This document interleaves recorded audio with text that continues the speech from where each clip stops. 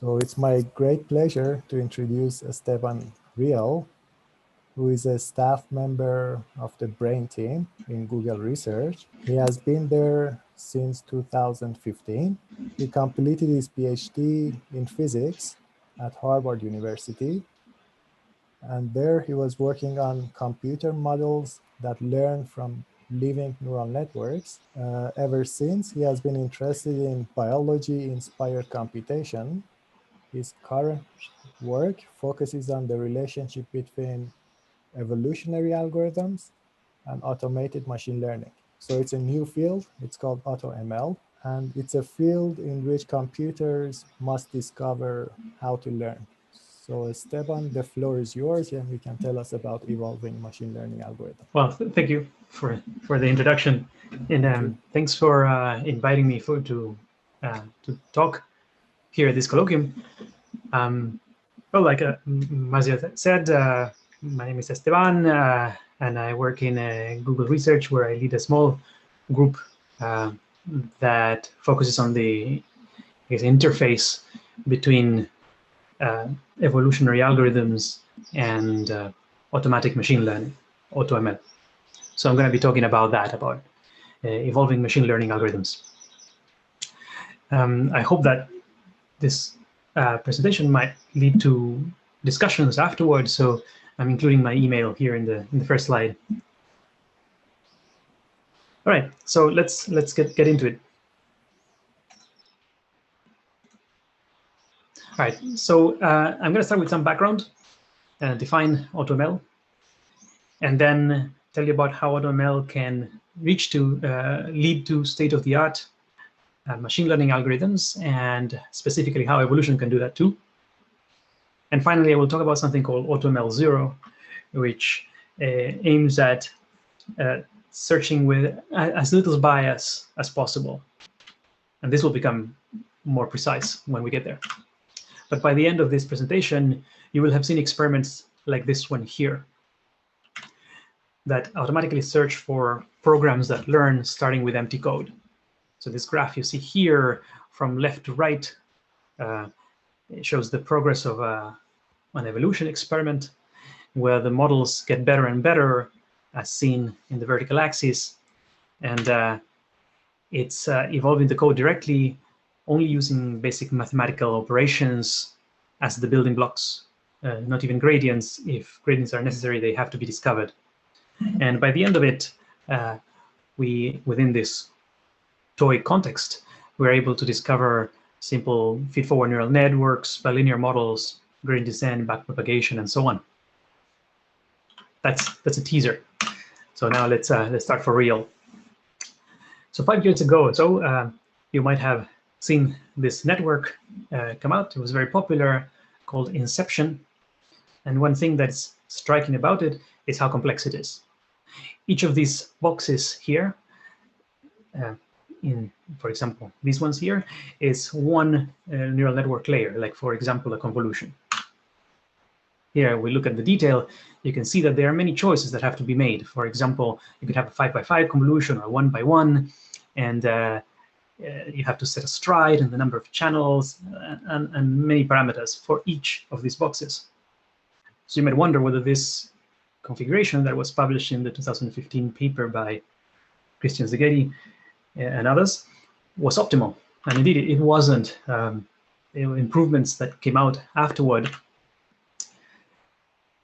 So and there's probably still room to grow within this, this architecture here. And this is not just this one. Here, when you look at the famous ResNet, the same thing is true in the sense that it's a deep network with lots of potential for optimization in each of the layers. Here's the DenseNet that won the CVPR Best Paper Award in 2017.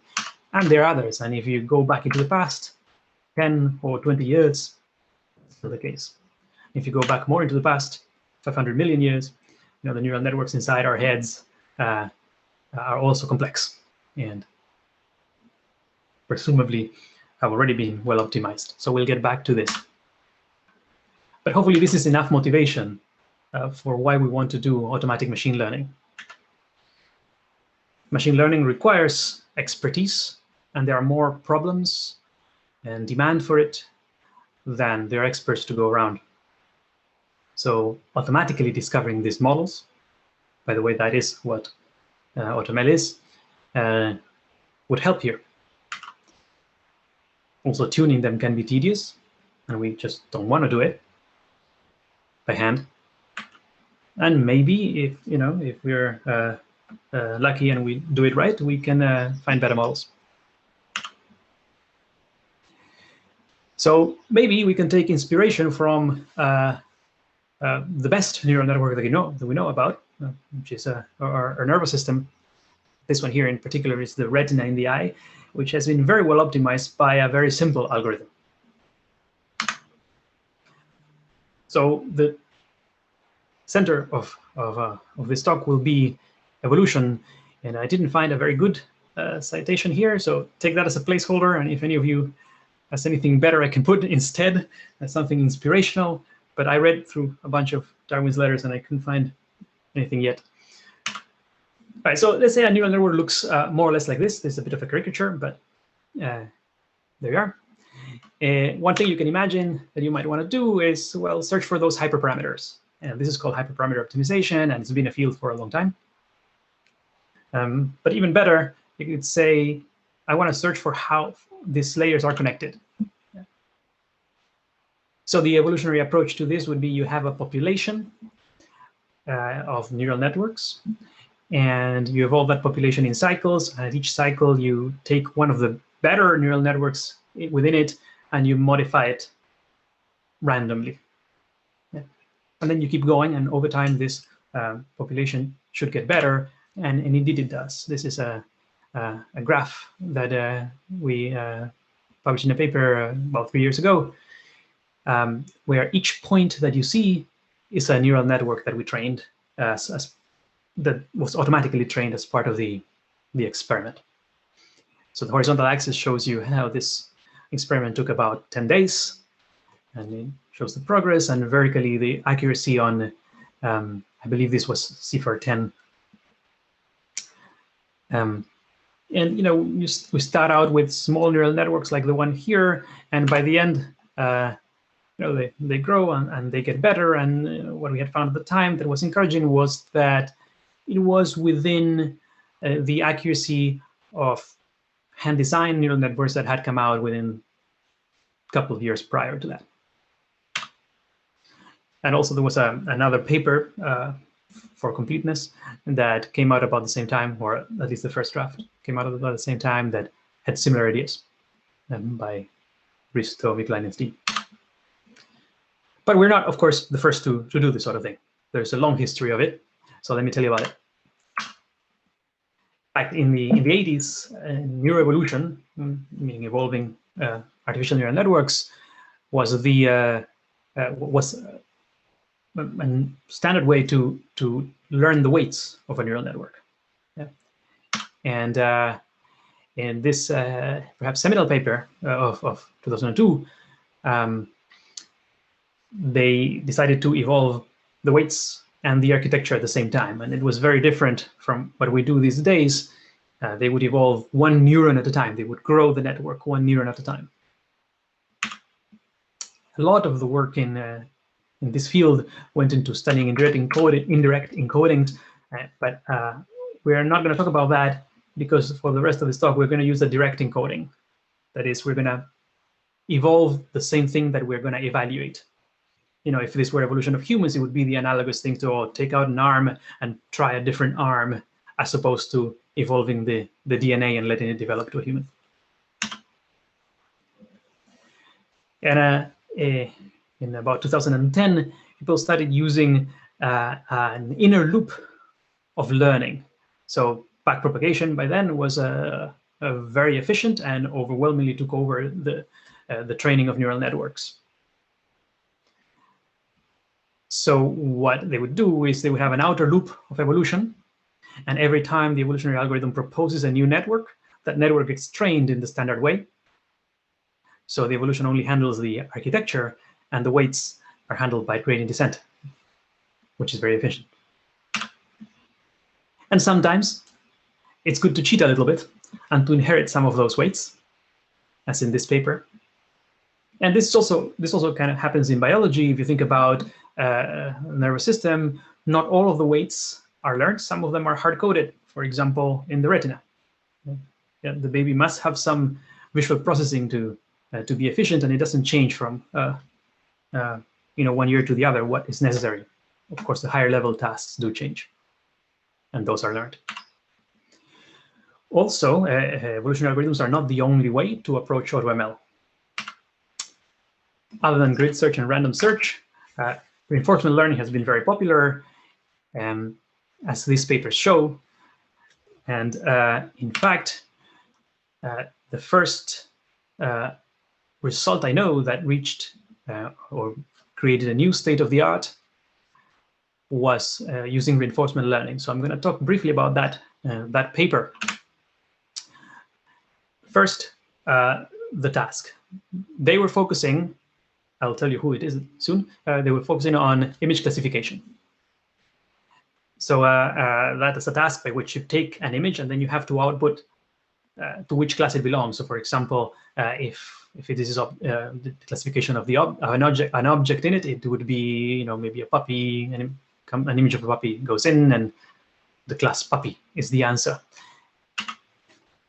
The go-to data set for measuring this to compare against other neural networks is AmoebaNet. It's a large collection of pictures with their labels. And so you train your neural network on some of them, and then you evaluate how good it is on a separate set. And the goal is to discover the structure of this neural network classifier. So here's the paper by Zoff and colleagues at the time that got state-of-the-art on AmoebaNet. And what they did was they handcrafted a search space that was very good and used a reinforcement learning algorithm to search through it.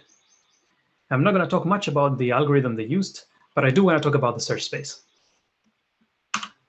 So here it is. An input comes in at the bottom, that would be the image, and the class comes out at the top. And for the purposes of this talk, I will just simplify it to something that looks more or less like this. There is this fixed outer skeleton, so every neural network in the search space has this structure. And the goal is to discover the architecture of a repeating cell. And each cell looks like this. Here's an example. And note from this example that there are 2 inputs and 1 output.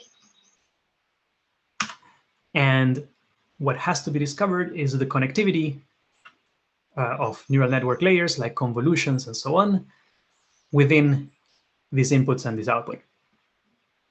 All right. So let me more slowly walk you through that example, so you can see the structure.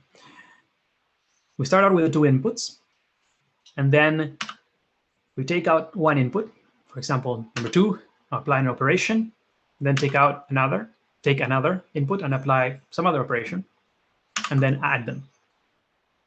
This is a combination. And here's another. And once 5 combinations have taken place or have been added to the computation graph, what they did in this paper is they took all the outputs, concatenated them, and that's the final output of the cell. So then to evaluate, so this would be an architecture, and to evaluate it, you put it into the outer structure, the fixed structure that I showed you before, and that's how they get the accuracy. And searching through that space is how they got their state-of-the-art solution. So we wondered how evolution would compare to that, because reinforcement learning can be tricky. There's a lot of setup involved. There's more potential for bugs, and always, I believe, we should favor simpler solutions when they are available. And evolution is simpler. So it turns out that you can get also the state-of-the-art solutions searching in that same space. And in fact, you can get slightly better ones. But the main difference is that you can get them faster.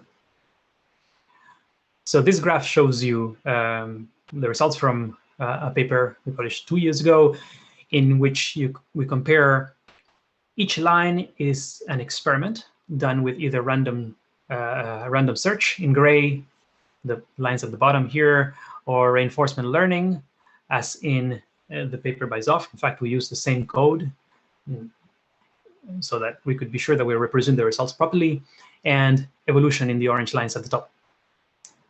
Horizontal axis is time, and vertical axis is accuracy.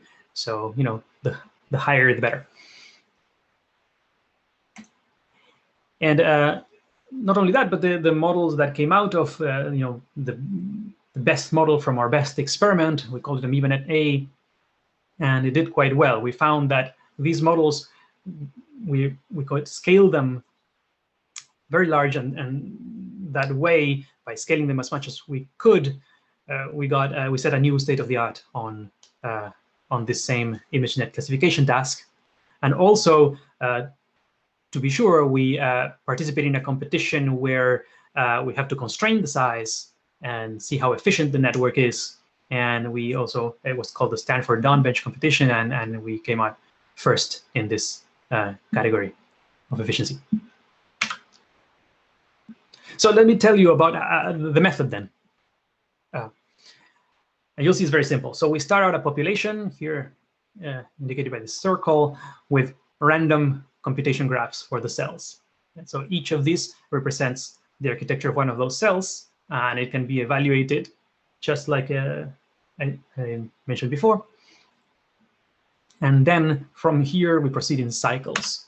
At each cycle, a worker picks two of these architectures at random and selects the best one to be the parent.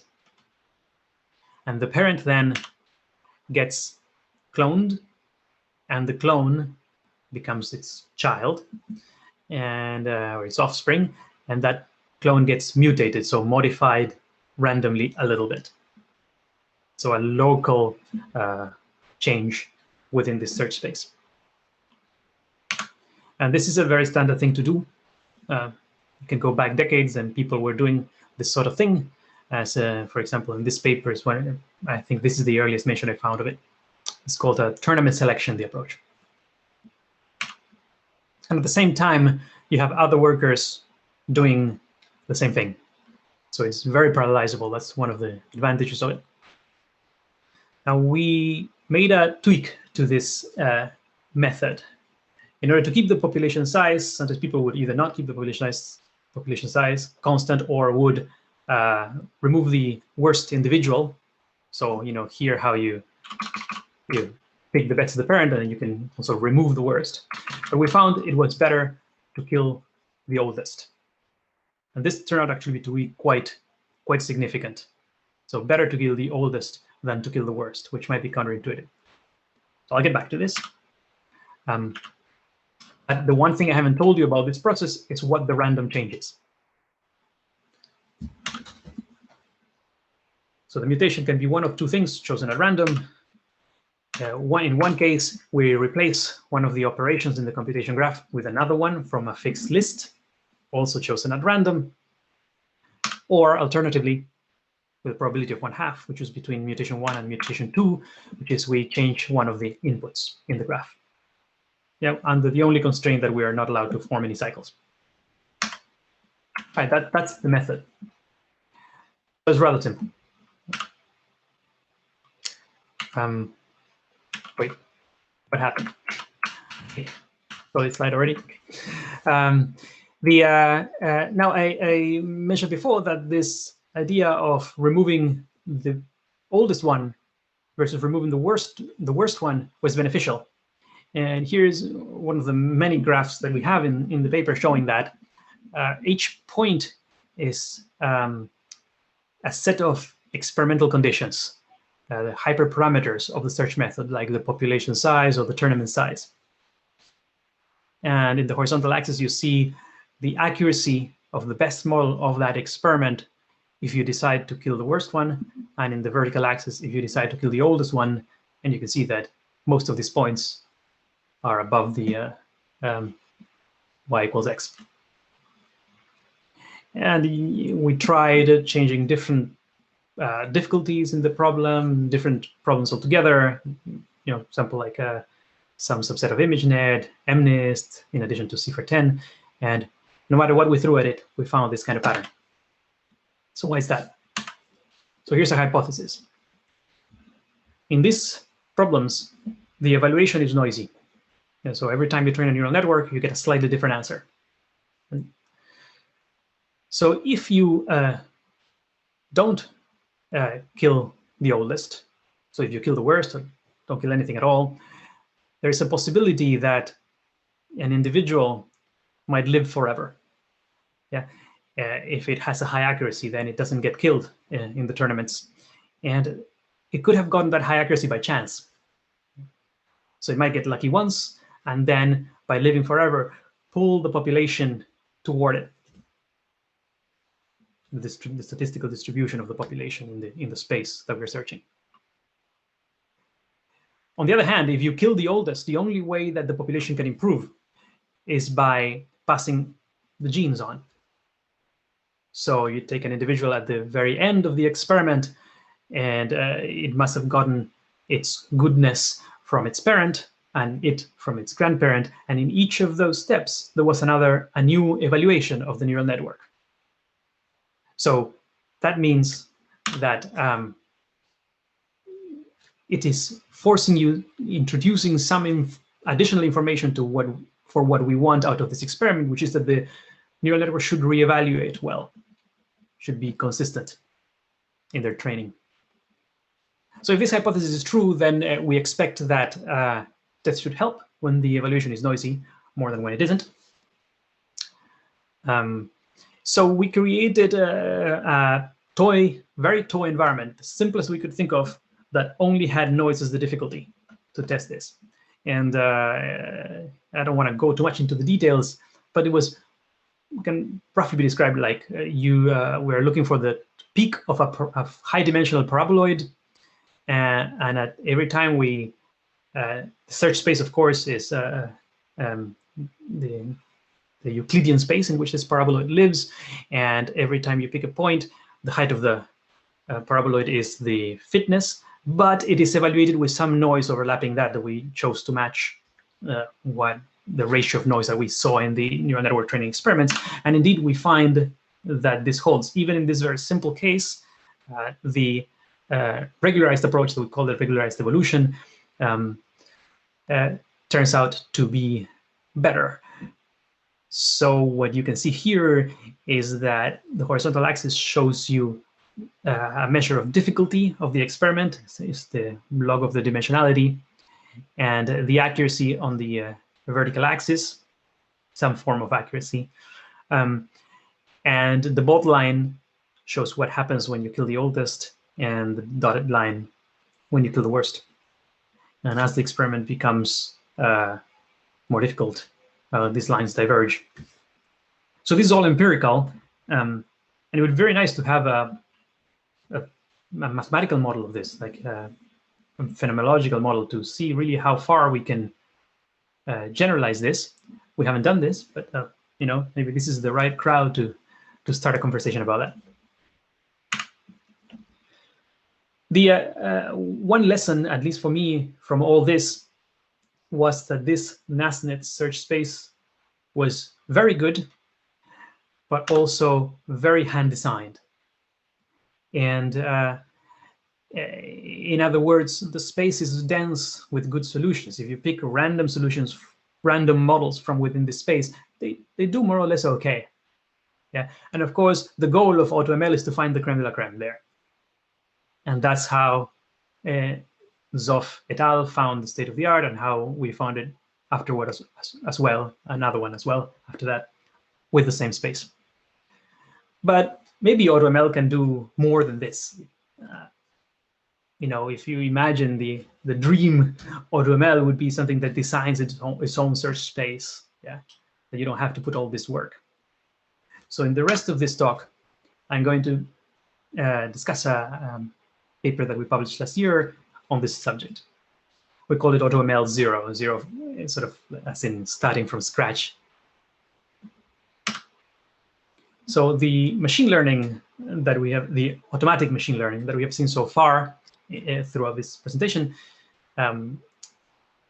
is more or less analogous to building a house out of prefabricated bathrooms, kitchens, and bedrooms. Yeah, you have to optimize them. These are big hand design components. You have to put them in the right arrangement. But with AutoML 0, we want to do something different. We want to search over everything, not only the architecture, but also the learning algorithm. You know, the backpropagation, the gradient descent, everything, the momentum. And we want to only use basic mathematical operations as the building blocks. So not even gradients are allowed. So again, if we need gradients, they better be discovered. And we put very little restriction in form, which in practice means we evolve the code directly, the whole of the algorithm. So why do that? Well, hopefully we can see something similar to what was seen in the transition from shallow learning to deep learning, whereby not hand designing the features of the models and searching in a much larger space, not only it became easier to solve a problem because the computer would just learn what the features should be, but also we were ultimately able to find better solutions. So the hope is to reduce the bias. In our analogy, the idea would be we use this modern prefabricated, kitchens and bedrooms. We're not going to be able to find the Taj Mahal or the Great Wall.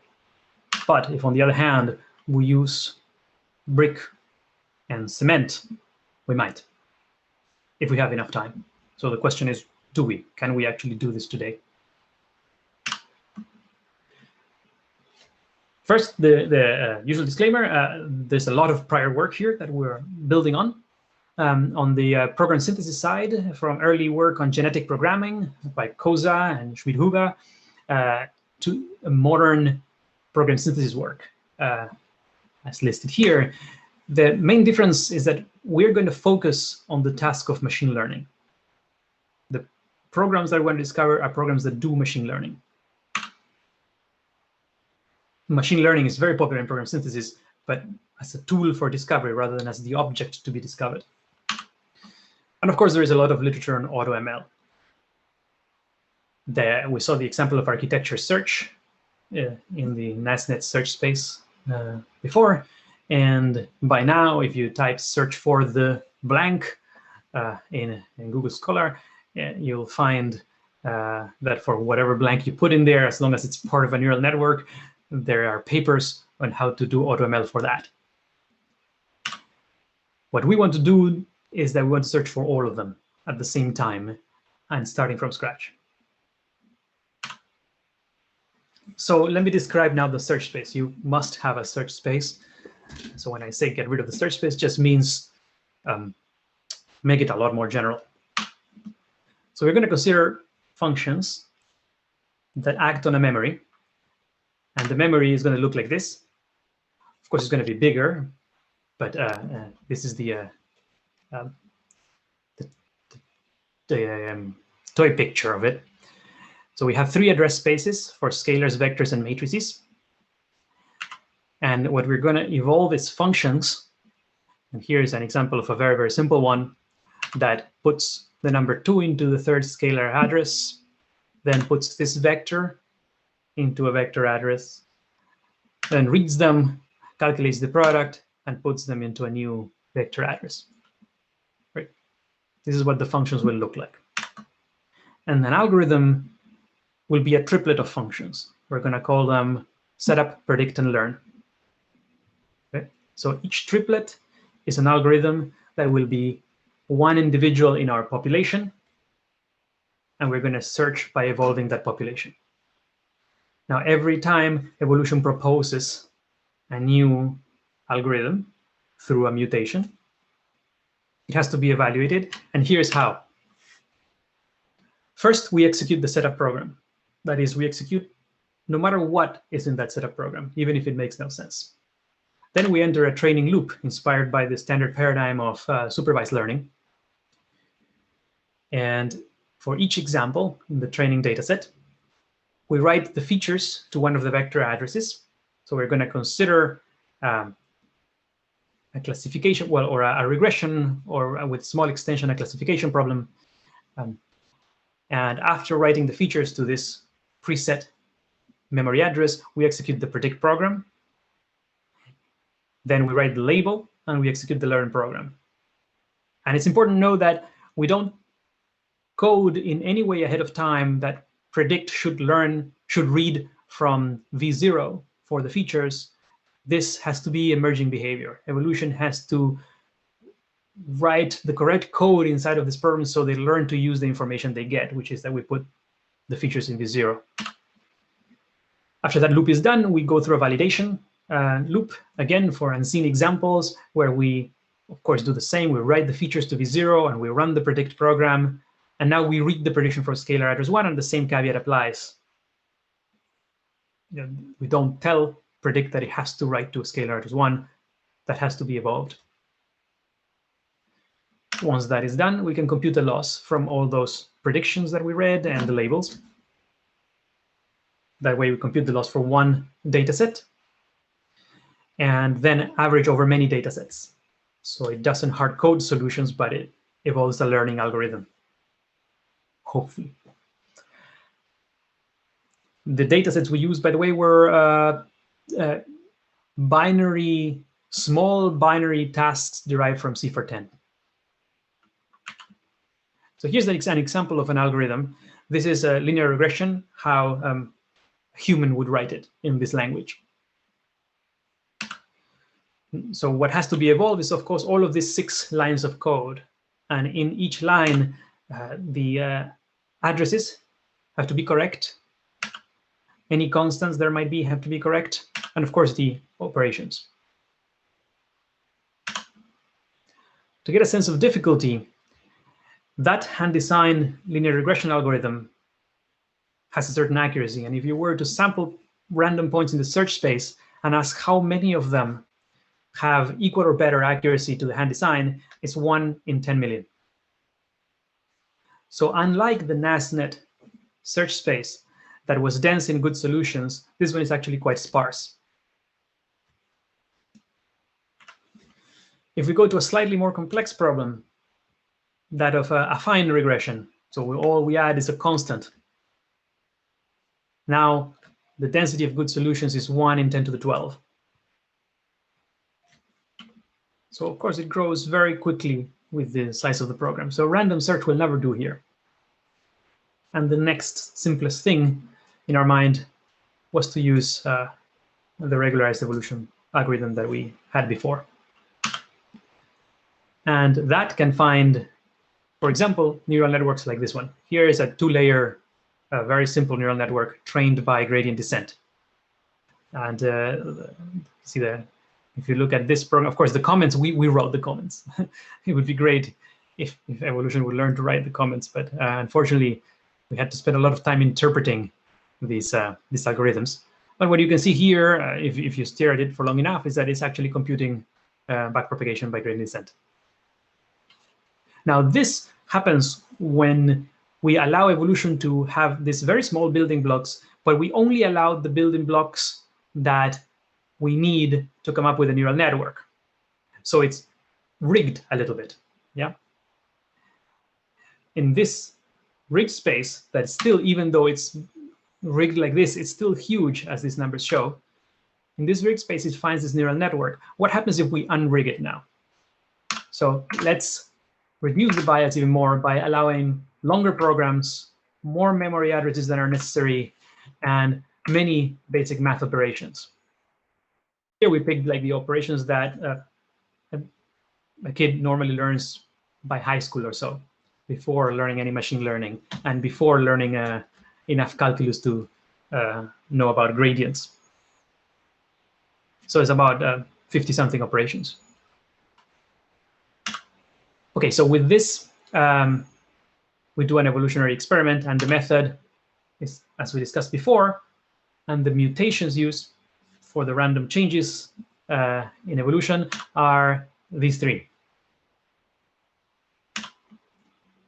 One of the 3 each time chosen at random. So we can insert or remove a line of code. And if we insert a line of code, everything in it is chosen randomly. So a random operation and random addresses. Yeah. The only constraint is that the signature must be respected. So for example, if it's this, I have a typo in this slide. It's not the sign of a vector, it's the sign of a scalar. So if it's a sign function, it would take a scalar, unlike the slide shows. Another possibility is to randomize all the operations in one of the functions. Another possibility is a more local change, that is to change either one of the parameters or one of the addresses. Like for example, here, this difference, instead of subtracting from whatever is in vector address 0, it subtracts from whatever is in vector address 3. Okay, that's the method. So with a lot of optimization, we can get this to run about 10,000, to train 10,000 algorithms per second per CPU core. So with a lot of parallelization, we can run experiments that go through about 1 trillion models. Okay? So this is really done at scale, and that's where evolution shines. So the vertical axis shows you the accuracy on our simplified C4 variants, the mean accuracy on all these different data sets that we're evaluating on of each algorithm, and the horizontal axis, the progress measured in the number of individuals that have been seen. We start out with empty code. That's part of what we meant by from scratch. And as the algorithm runs, it quickly comes up with a linear model. And soon after that, it comes up with an algorithm to learn the parameters of the linear model. And it turns out it has a mistake. And soon after that, it fixes the mistake. And now it has proper stochastic gradient descent. And as we continue, see that evolution discovers a lot of the concepts that have been discovered by human experts in the last couple of decades, of course, within our toy setup. Keep in mind that these are small models and so on. But we found it interesting that it was able to come up with, for example, multiplicative interactions, the ReLUs, and normal neural network layers. And this is the best algorithm that it came up with. Or, well, at this point, we stopped the experiment. So I'll come back to the algorithm, but first, rest assured that it doesn't only work for the small data sets that we used. We can actually transfer it, and it still works on other data sets. And remember, we had found this neural network in the rigged space, and then we enlarged the search space, and we wanted to know if we could find better. And indeed, we found something that beats that simple neural network, even when we optimized that simple neural network, a 2-layer network. Yeah. And 3 layers, I think, was worse. So that's kind of as good as we could go with that. And the same holds true when we go to different data sets. For example, the full binary C410, or other things like subsets of ImageNet or SVHN and MNIST. So what does this algorithm do? On the left is the algorithm, and on the right, a diagram to sort of walk you through what we think it's doing. First, it's adding some noise. And I'm noting papers here at the bottom that propose this as a bona fide technique through hand design, of course. Then it came up with then it uses in the predict program a bilinear model. And in the learn program, it has a gradient descent update. I wouldn't call it backprop in this case, because unlike the neural network that I showed you before, here it's just like a one simpler step of propagation, as it were. And then it also uses some normalization of the gradients and accumulation of the weights. And because this is a classification problem, this turns out to be equivalent to weight averaging, as shown in these papers. So overall, here is a summary of the techniques that the experiment reinvented within the TOEIC context. So this, what's next along these lines? Well, this is as far as we got. We would really like it to see this make new discoveries, right? Things that we haven't yet known about, but those can be quite challenging to even detect when the program comes out. It's this mess of instructions, and you have to stare at it for a while to see, oh, this is weight averaging right here. And when you do that, of course, there is the risk that you might detect the things that you know more than the things that you don't know. Kind of obviously, right? But it would be most interesting to detect things that we don't know, so that we can then start using them even in our hand designs. So overall, I presented the work of many people, of course. Started out by showing some plausibility that evolution is a good tool for automatic machine learning. Then show you how that can reach state of the art, as well as other methods in AutoML as well. But this one turned out to be quite good, even in relative terms. And finally, that was done by handcrafting a very good search space. And finally, how we might be able to get rid of this very good search space and discover it automatically through AutoML 0. And that's my talk. Thanks.